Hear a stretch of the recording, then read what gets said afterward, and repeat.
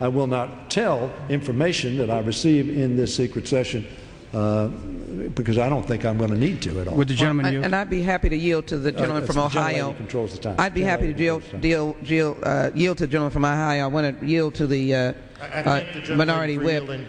I would just say, you know, obviously some members were here, others were not when we've had these sessions 5 times since 1825 or 3 times since 1979, depending on how you want to use those numbers. And my understanding is that you constantly, in your efforts with the information you have as a member of the Judiciary Committee, know where that line is. And you can't refer to the secret session, though you can clearly refer to any information that happened to be discussed there that was generally available before that session. You just don't say that this came out of the secret session.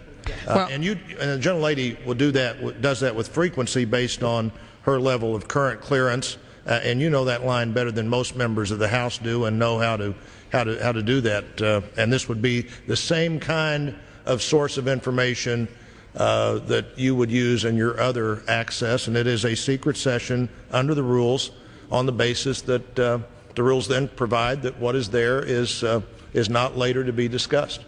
Well, reclaiming my time, I want it to be clear that a member could rise to the floor and say, having been in the secret session last evening, not recounting what was in the secret session, but I find that my position remains the same in my support of the bill or my opposition to the bill. One could say that. Members are going to be coming to the floor, and some member may want to say tomorrow that they were here. They would not be reciting what they heard. They would simply say what they heard did not move them or it moved them. Can you not refer further that? Can someone not say tomorrow that they were in the session, Mr. Majority Leader, without recounting what you heard? I think the fact of attending the session is not secret. It is not a secret. The answer is yes. Would the gentlelady yield?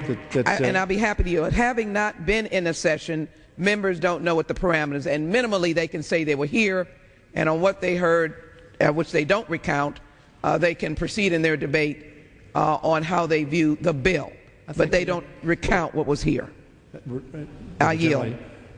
I think every member will in fact say, based upon the information they have, as I will say and as you will say, some of that information is held close, some is not, and we will make our decisions based upon the information we have. So I think the gentlelady is absolutely correct. I'd be happy to yield to the gentleman from Ohio. This reflects on what our distinguished majority leader said, Congressman Jackson. In the House, under Rule 17, Clause 9, it's true that any member could ask for a secret session, claim they have information. That's a privilege that all of us have. Furthermore, under Rule 10, Clause 11, and then a subparagraph, the Select Committee on Intelligence may move to hold a secret session to determine whether classified information held by the committee should be made public. Now, we haven't seen our distinguished colleague ask for such a secret session, although our other distinguished colleague is requesting it. Now, obviously, since this has only been done 5 times in 182 years, 5 times in 182 years of this institution, it would seem to me that a very high bar has been reached here. Now, my question would be, hypothetically, since any member has the ability to call for a secret session, if a secret session is requested and the bar that one would assume that we would need to clear to achieve a secret session has in fact not been met, that in fact a secret session was called for reasons for something that was not really all that secret, or not evidence that was probative and weighty, but instead something that one person may have felt. And I'm not impugning my friend here, because he may in fact have some information. But generally speaking, under the rule, we can all ask for it. But Mr. Hoyer, because I think since you're our senior member here who's our majority leader, or maybe the parliamentarian knows this, if a secret session is called for and the bar isn't reached, what then? What happens to that secret session? Well, reclaiming my time, I'll be happy to yield to the majority leader for his response. Thank the gentlelady for yielding. I think. And what happens to the member, if I may? I think there are a lot of hypotheticals. I believe the gentleman is correct. There is a high bar. I will tell you that, as everybody in this House knows, Mr. Blunt and I are friends. I have great respect for Mr. Blunt. Mr. Blunt came to me without denigrating any other member.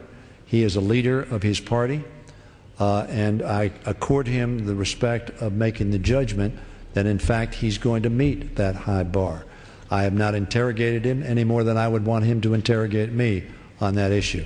I take him at his word as a member. Now, the consequence of not meeting that high bar, I think, is only that members will say that a request was made that was not justified. I think that's the consequence. There is certainly no consequence in the rules. And first of all, we would, I suppose, as a body have to judge, A, what the bar was and whether you meant it. But in any event, I think the gentleman understands the answer to my question. Mr. Blunt's a leader of his party. I respect him. He's made this request, and we are trying to honor it, I might say, in a way that most fashions it so that it will be as focused and as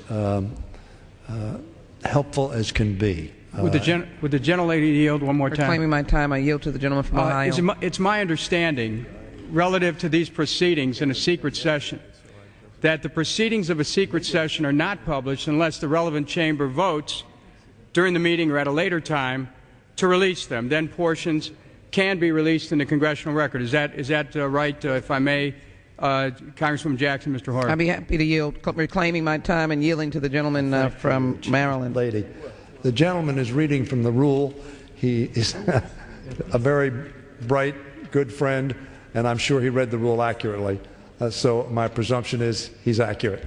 Okay, so that's the remedy, that there is a debate that the House at some point could vote to release. The gentleman is absolutely correct on that observation. I thank the gentlelady. Yeah. I thank the gentleman. Let me reclaim my time and indicate to the majority leader and to the minority whip, just the discussion here this evening highlights, one, the collegiality of the relationship and the effort, Mr. Leader, that you are making, and you're to be commended. But it also highlights the constitutional weakness, if you will, of the understanding of members and the whole question of what we're doing before the American public in a secret session. I'd like to simply say to the American public, it is not that we are denying you the opportunity to be fully informed. It is my understanding that members are asking to debate information that may be classified or secret. Whether this is the right approach, I take great question to this and would rather it not be. I think all members have had access to materials.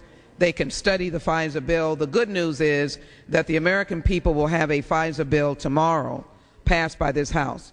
I have a continuing reservation. However, at this time, I will withdraw my reservation, acknowledging that this is both a unique challenge that we are being offered, and that it is possible that there is a better way.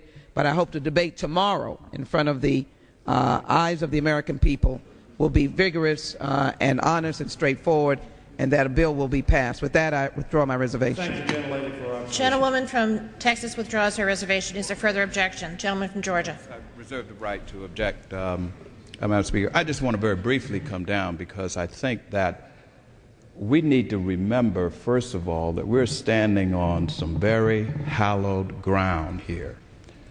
We're standing on the grounds of the citadel of this nation, where some heavy prices were paid for the foundation of our government, the hallmark of which is openness and freedom. So when we take a step to close our proceedings to the American people, we are treading on treacherous ground.